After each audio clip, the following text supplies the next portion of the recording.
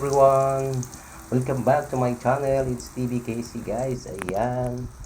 Ang ating video for today ay magluluto tayo ng patula with chicken. Ayan. Ayun o, miswa. Ayun. So, dinisa natin yung sibuyas sa bawang.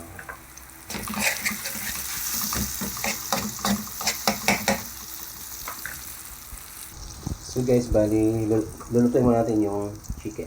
Ayan. Ayan yung chicken. Pinunan ko yung chicken kasi para maluto siya mo. Bago yung miswa saka yung patula. Ngayon yung mga pala kaming pulutas.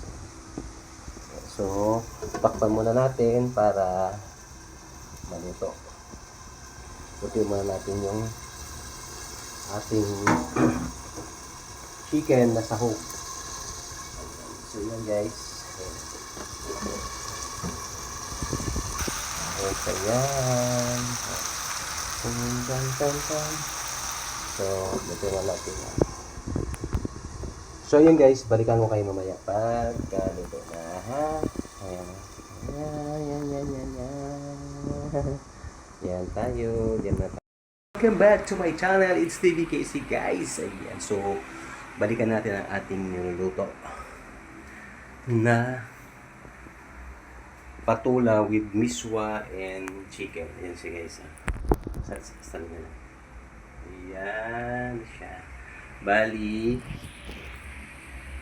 pinapalambot ko lang yung chicken dito kasi sinaling ko siya dito dahil hindi kasi sa kawali maliit yung sabaw.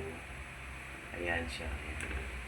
Medyo red yung sauce niya dahil linagyan ko siya ng oyster. Lagyan ko siya ng oyster. So ito, ilalagay ko to pagka malambot na yung chicken at yung miswa. So yun yung menu for today para sa aming lunch. So mamaya pa naman kaming kakain kaya hindi ako nagmamadali magluto. Ayun. So ano pa naman 10:05. So, ayan siya. Ito pagkain to ng mga alaga kong doggy. Ayun, pagkain nila yan. Ito yung kain namin kagabi kasi walang masyadong kumain dahil busog sila sa burger. Tinapay. Itong tinapay masarap ito guys. Ito. Sarap. Hindi kagaya ibang buns na walang laman, hangin yung laman. Yan, masarap yan. Kaya, diadayo talaga namin dun sa malayo. Naglalakad kami dun ni ate para bumili lang nun. Oo, masarap. So, meron naman ditong garden. Ayan. Sky Pigs. Kasi lang, masarap pa rin tinapay. Kahit walang palaman siya, masarap siya. So, yun guys. So, balikan ko mamaya pagkaluto na yung aking gulay.